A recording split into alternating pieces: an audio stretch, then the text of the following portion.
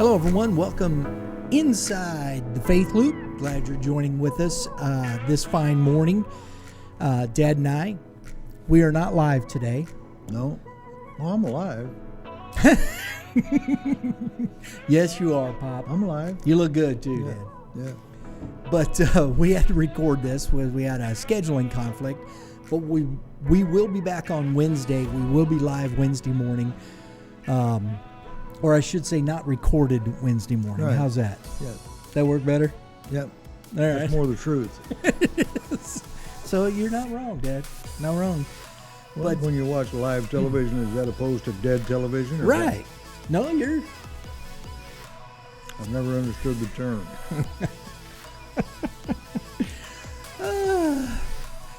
This is recorded. Wednesday will be not recorded. So Okay. there you go. And I have to pardon my hat. My hair doesn't look good. I wasn't expecting this. This has come up because of that. So, it is what it is. All right.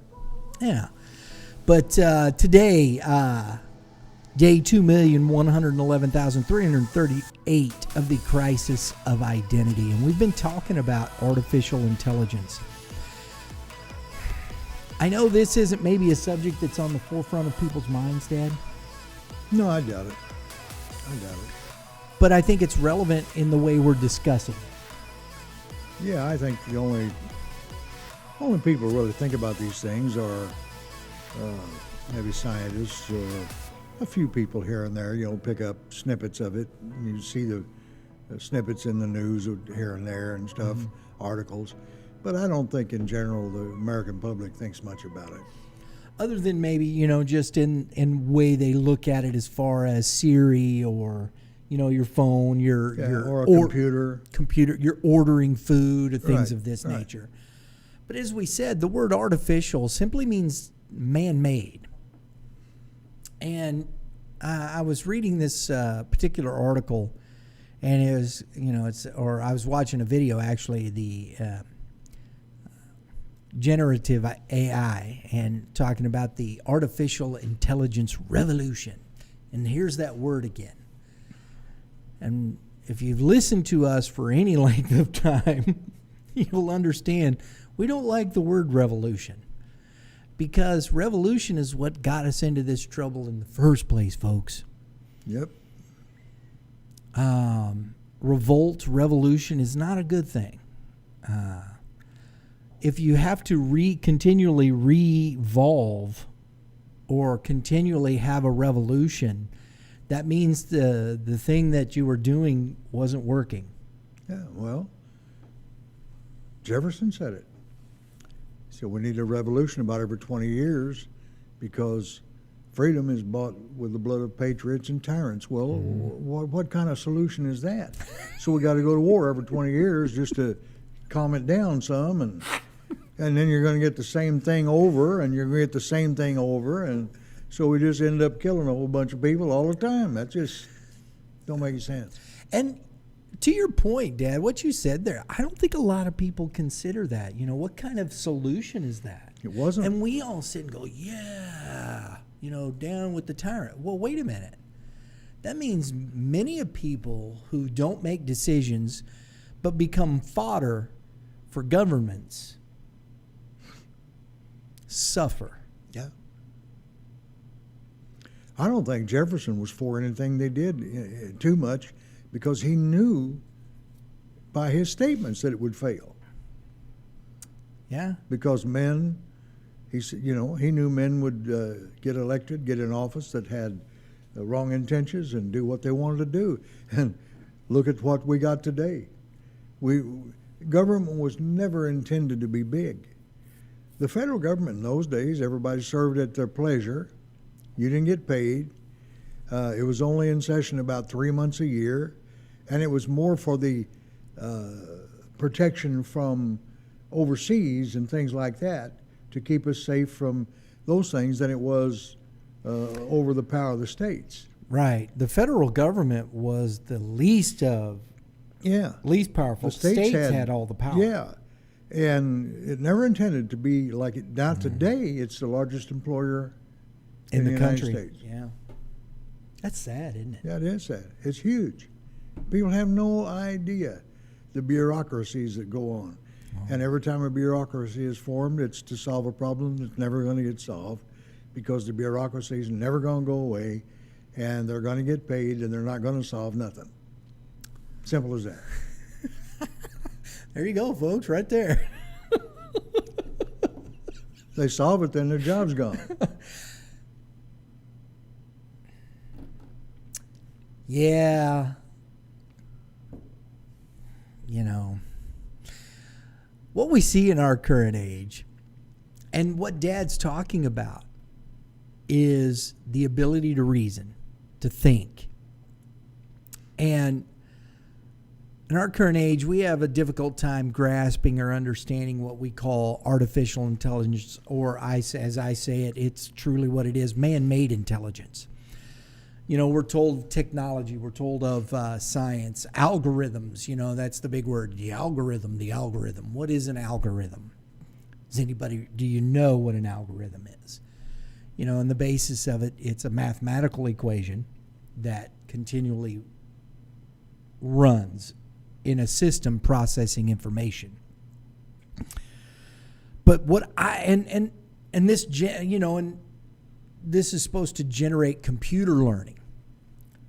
Well, where did the computer get their ability to learn from? That's the thing.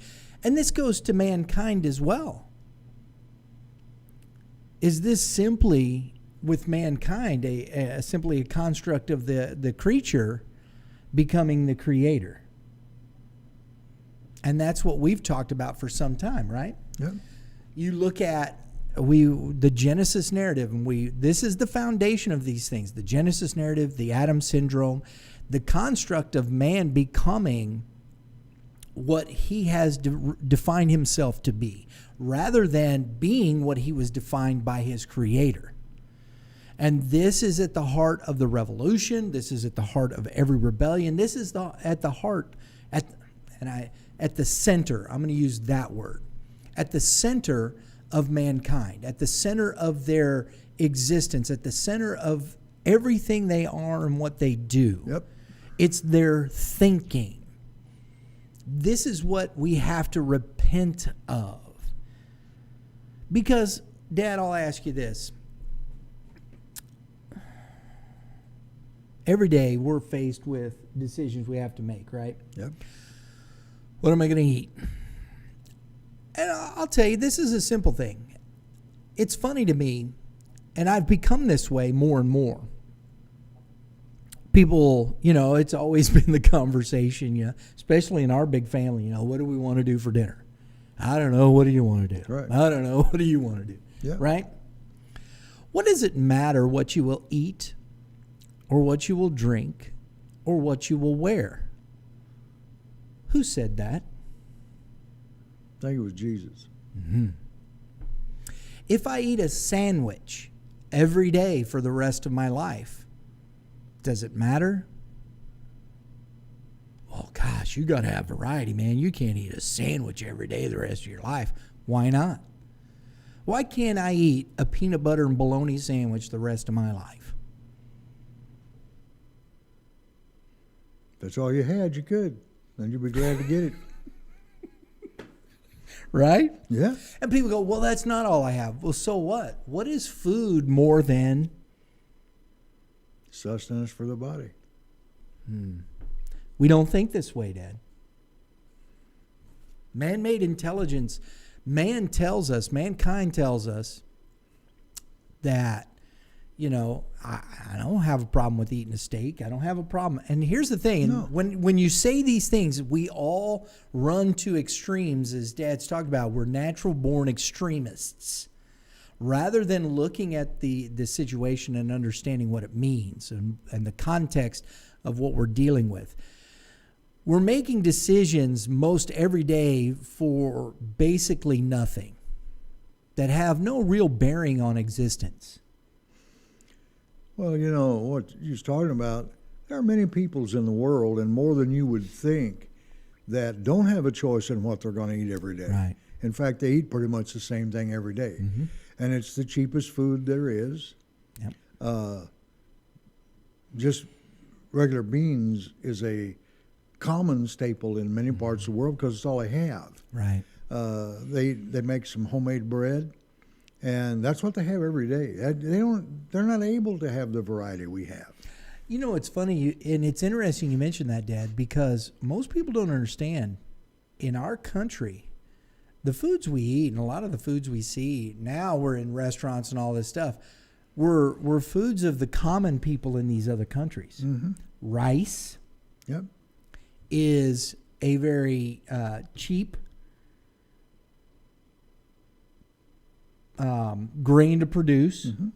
Beans, the Yeah. same way. Yeah. Rice and beans are staples in these places because they can produce them. They can grow them easily. Potatoes, Yep. another one. Yep. Irish, they were growing potatoes because they could produce it. It was easy to produce.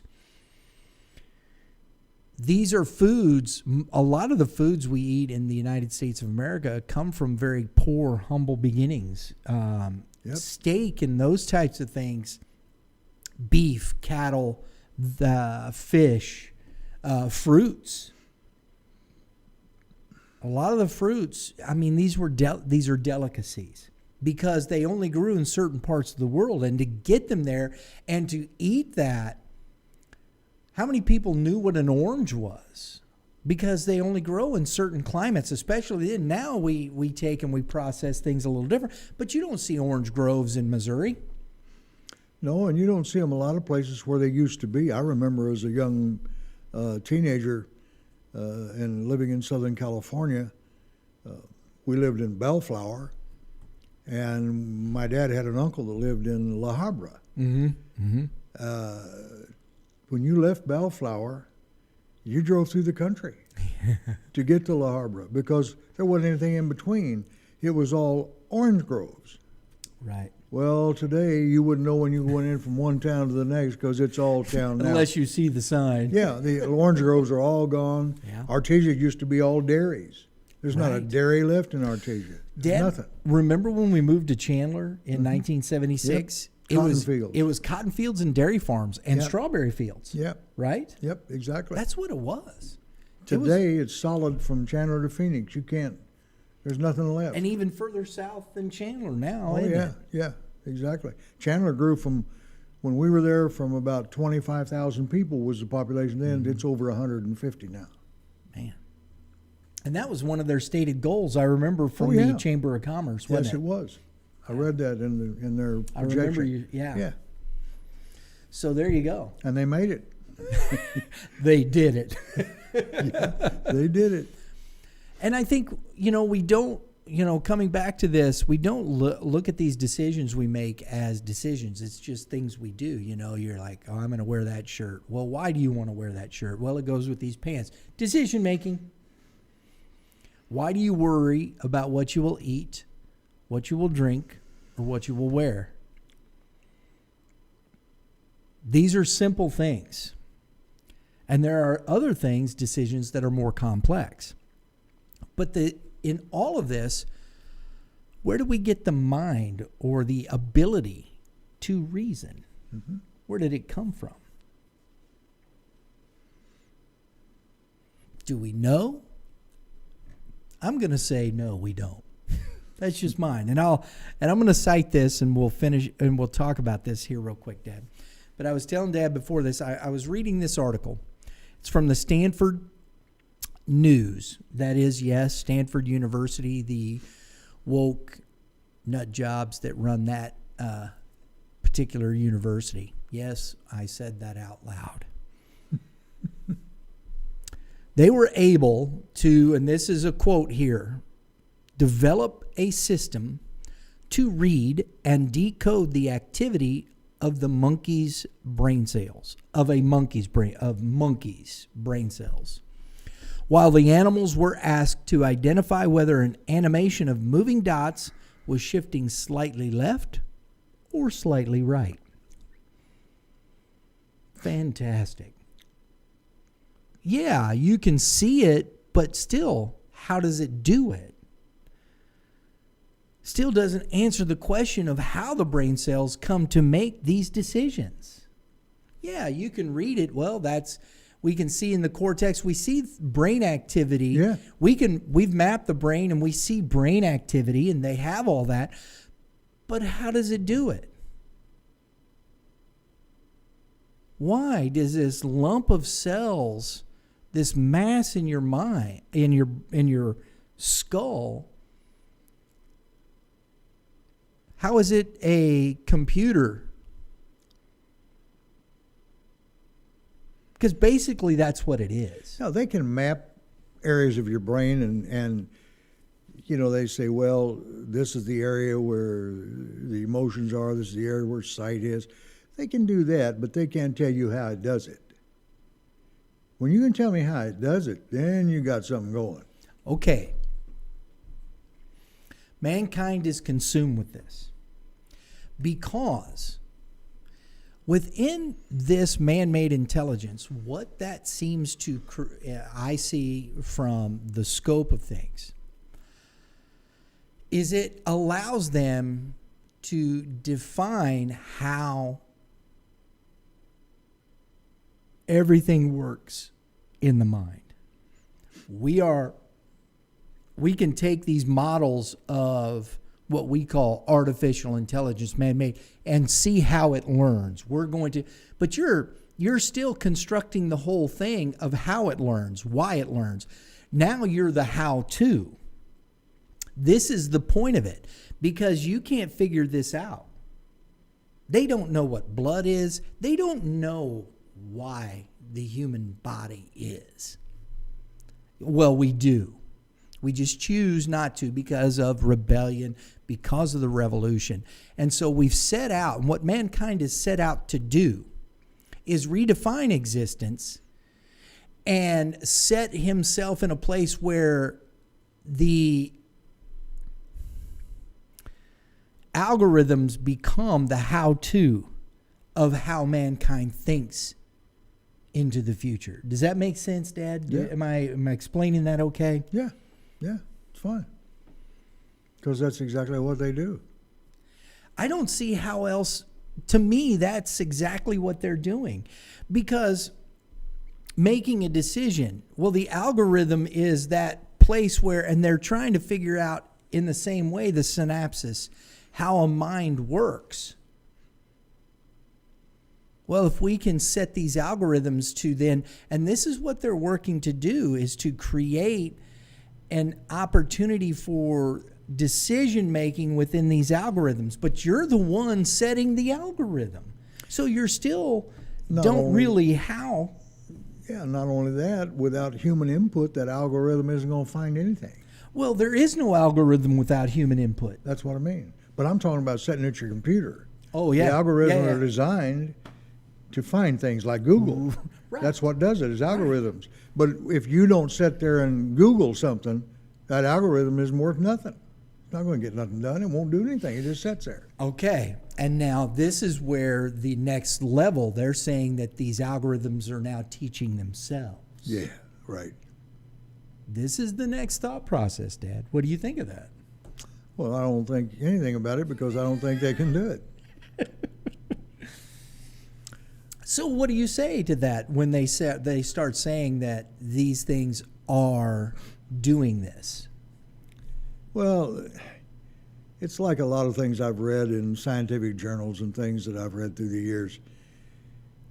They'll say they've come across this great discovery, and then they backtrack and they start talking about, well, yeah, but it really isn't that, or it isn't this, and we're really excited about it. It has maybe some potential, but at first they present this thing like it's some thing that is just going to take care of the world. You know? Revolutionize, Yeah. right? And then they start backtracking and telling you all the reasons why it can't do it in subtle ways. Man's made a lot of machines. He's made a lot of stuff, made a lot of robots, made a lot of things like that. But he's never, tell me this one thing. And I guess there's maybe a scientist somewhere can tell you, I don't know. But I've often wondered how the body generates electricity. We got a little generating plant in there, chugging away, burning oxygen and cranking a generator so we can have electricity. because your nerves run on it, your brain runs on it. We generate electricity within our bodies. How? So there's a lot of things they can't tell you how. They know it's there. And we generate electricity when we plug in the. So without that power source, that algorithm, the AI, where is it getting its energy Right. from? Well, when I saw the movie, years ago about, the NORAD, Oh, War Games. War Games. Yeah. That was one of the first ones about that, Dad. Unplug the sucker. They said, well, it's generating its own juice and power and all this. Nonsense. Go out and chop the pole down and take the electric away from it, and it'll be dead. Shut it down. Shut it down. I mean, we can't shut it down now. It won't let us in there. Well, you got outside sources. Go out and shut the whole power off to the whole city if you have to. But that'd kill it. I don't care what it's doing. It can't. It didn't have a generator built into it. Right. And they're sitting there scratching their heads, and this thing's running away with itself. Man, it's just playing a game. They didn't know that either, did it? So it fooled them. Well, and it's the same thing that happened, the same scenario within the movie Terminator. Yeah. It became self-aware. We tried to unplug. We unplugged it, but it did. How? It wasn't generating its own. See, and this is the thing. How does it generate its own power? And by the way, my wife and I were privileged to visit NORAD. Yes, you were, Dad. Many years ago.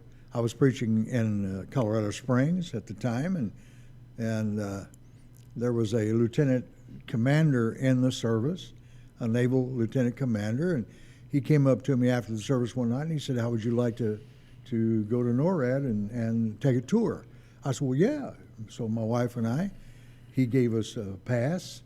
Yeah, not everybody can just do that, but we got passes. We went. There was a group of people, and we were able to tour inside the mountain.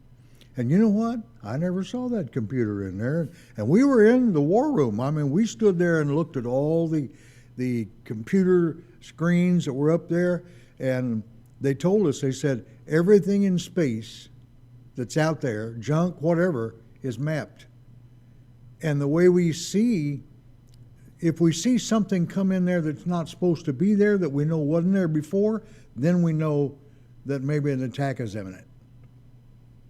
Ah. Now we've got where we can actually see when they blast something off. But then they just watched all this space junk. They knew where everything was. Something strange comes in, now we got a problem. Right. So, Was it as big as they showed in the? it's pretty good size in there. Yeah. There's several pretty large buildings. They're not humongous. The rooms aren't huge. The war room was not very big at all. But the buildings all set on springs. They got these big coil springs they set on so that they, an earthquake or something like that, or an attack, A blast, they right. don't shake around. But we were told also that when the place was first built, it would withstand an atomic attack. 1,200 feet of granite above it. The blast doors, you go actually through a curved tunnel, and the blast doors are inside that curved tunnel. They're not on the outside. Right. They're inside there. They're huge, and they open, of course, hydraulically and close. And you walk through there and go in. But they told us, now, with the weaponry we have now, Well, that was in 19 what? it was 60s, somewhere in the 60s or 70s. Yeah, but you were touring it when? Then. It wasn't in the 60s. I thought it was the 70s. Well, late 70s. Yeah, it was the 70s, somewhere. Yeah, in you late were in the 70s. late 70s, right? And they said with the weaponry now, a direct hit would just take us out. And that was in the 70s, Yeah, Dad. direct hit would take us out. So, Today, yeah. I mean, the hydrogen weapons we have and stuff.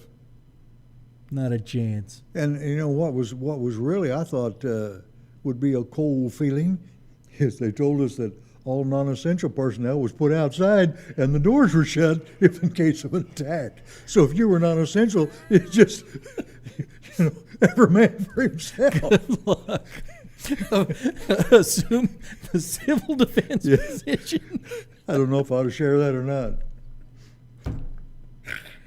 Kiss your honey goodbye. Yeah, yeah. He told us that somebody asked that we were in a like a theater room, and they come out, a lieutenant colonel from the Navy States and one from Canada came out and gave us a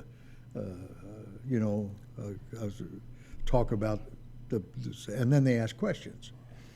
And one guy asked, he said, how long of a warning can you give before an attack? And the guy said about 30 minutes is about all we can do right now. And this is the 70s. Yeah, 30 minutes. And the guy said, well, what do we do then? He said, well, I'll tell you what, you assume the civil defense position. You bend over, you put your head between your legs, and you kiss your backside goodbye. I've never forgotten that. That's the civil defense position. And see, and we're still talking about these things. Yeah. And this is what I mean. We think we're so slick. We've got artificial intelligence, the man-made intelligence. We're going to solve the world's problems. We're solving these problems. And we don't even know how our own mind works. We don't know what blood is. We don't know. This is it's fascinating to me, Dad, the arrogance of mankind.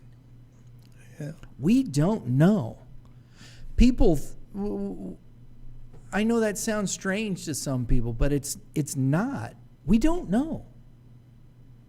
No, we don't. And not only that, in the world we live in right now, it's dangerous. This world is dangerous. It's much more dangerous than what people think it is. Yeah. These countries like China and Russia, you think they're playing games? Well, did you see over the weekend, Blinken was in China? Mm-hmm. Yeah.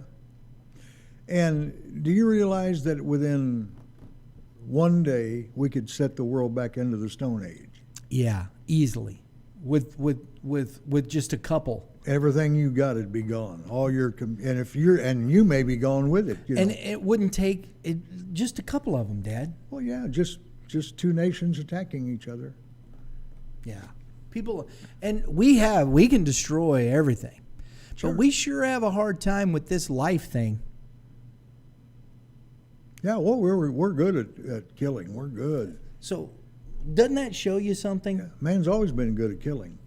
That's his favorite thing to do. But life, we don't even know what it is.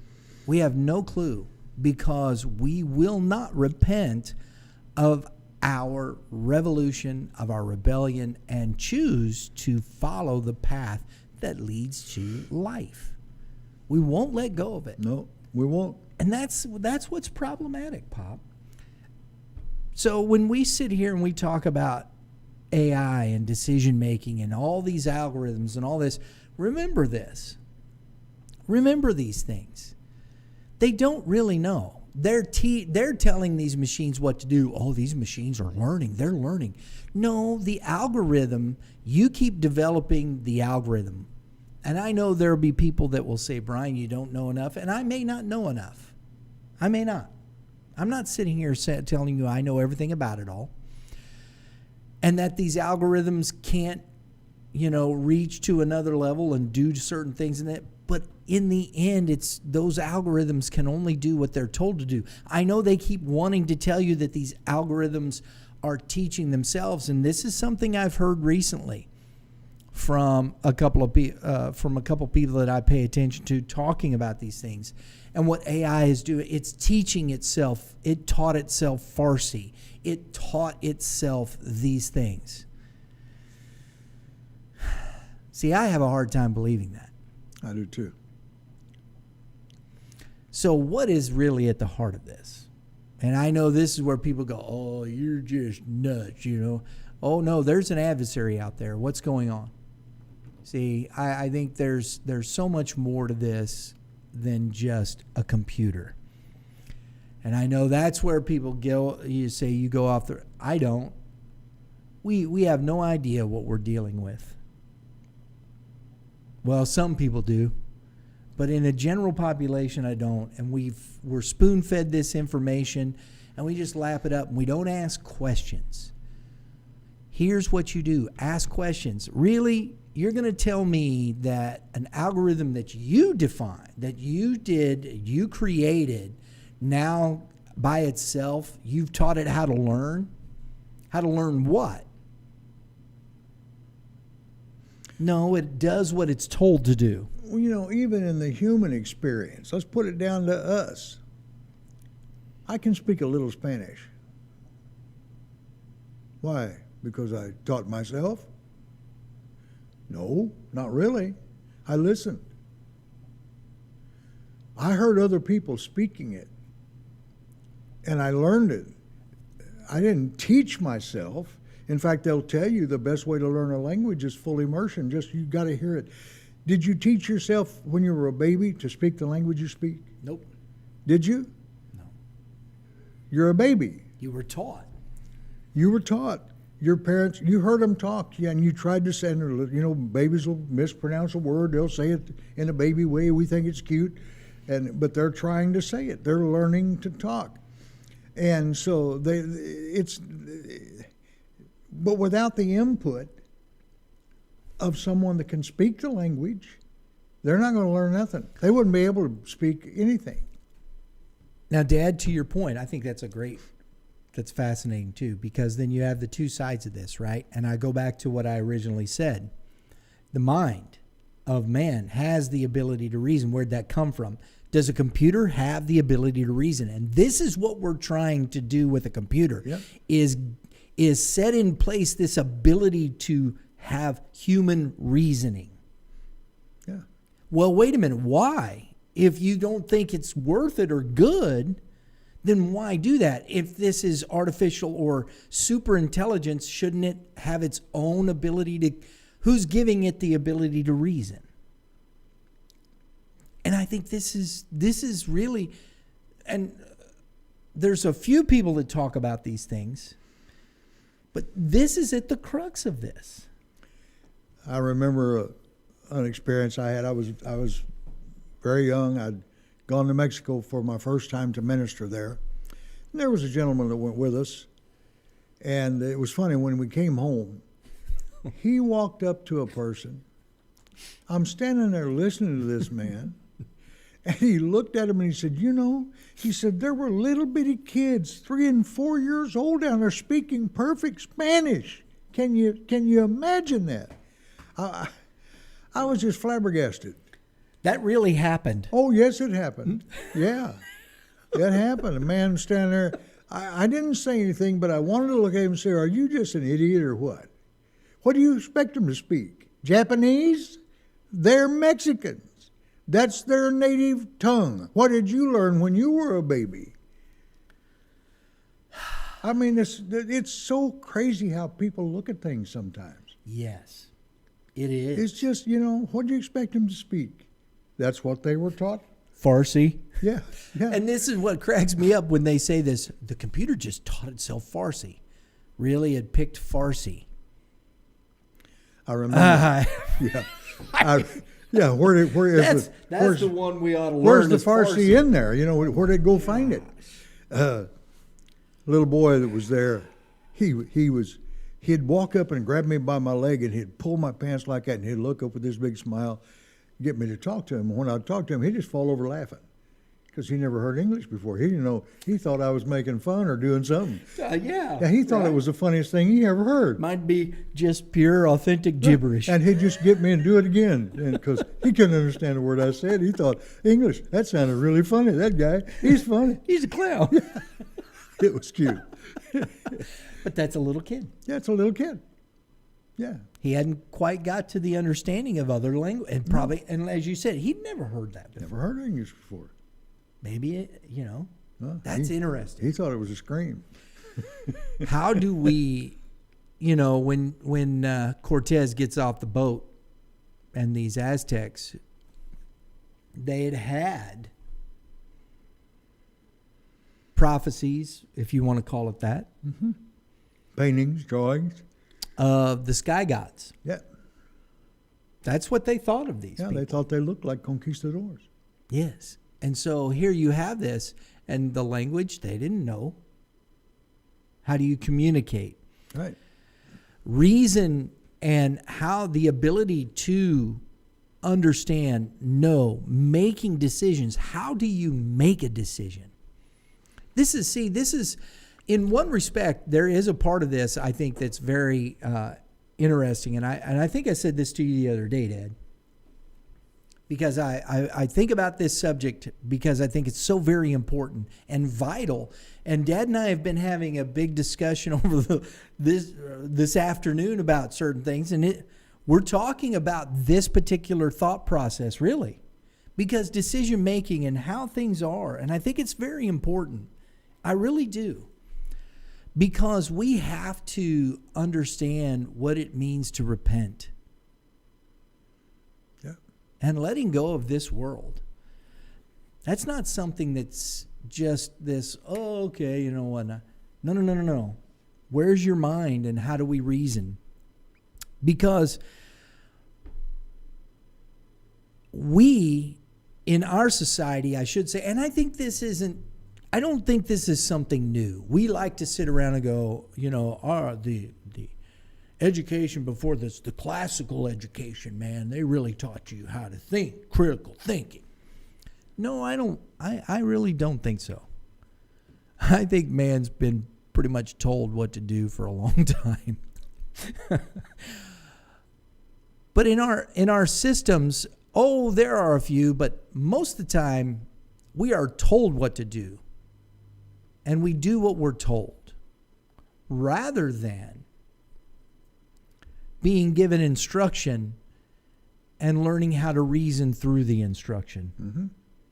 And this is the difference. And I think this is what Jehovah did. When you look at what he said to Adam, Adam, in the day that you eat of that, you will surely die. Here is, I told this we don't eat of. And here's a consequence of your action. But yet, he reasoned to do it anyway. Yep. Why? See, here we got this. And this is what I'm talking about. What do we do? And how do we do? And how do we make decisions based on what is reasonable? What is the reason for existence? If I have reason, the ability to reason, then what's the reason that I'm even here? And I know that sounds strange to people, and we go, oh man, that's philosophy. We don't know. There's reality to that question. You can't just poo-poo that and go, that's just man thinking. No, man-made thinking is what they're doing with these computers. This is real. There's a reality to these things, because when you look at the narrative, you look at what the woman said to the beast that said, you can eat of this tree, right? No, he said we cannot eat of this tree, but others, we're fine. But this one, no.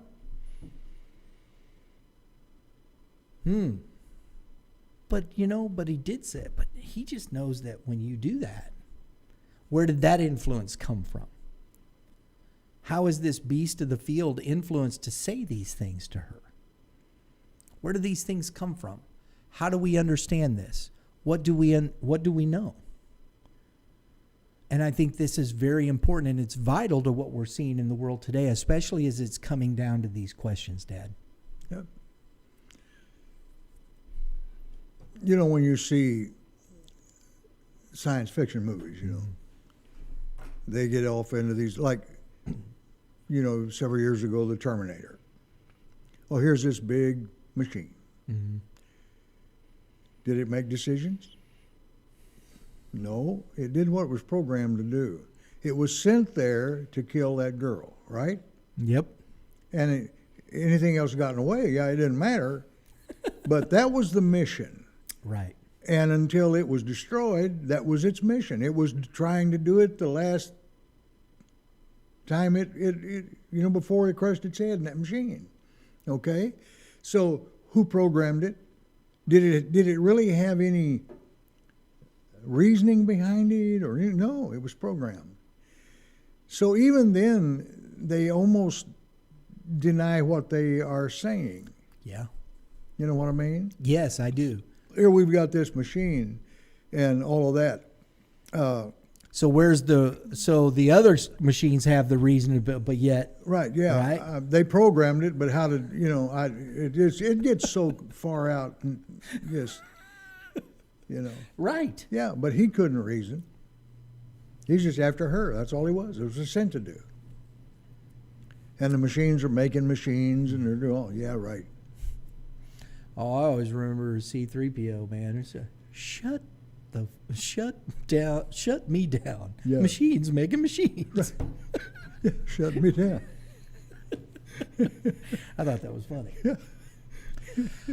We'll be back again. Like I said, appreciate it. If you comment, please comment. Let us know what you think. We will be back again, non-recording. We will be here in person.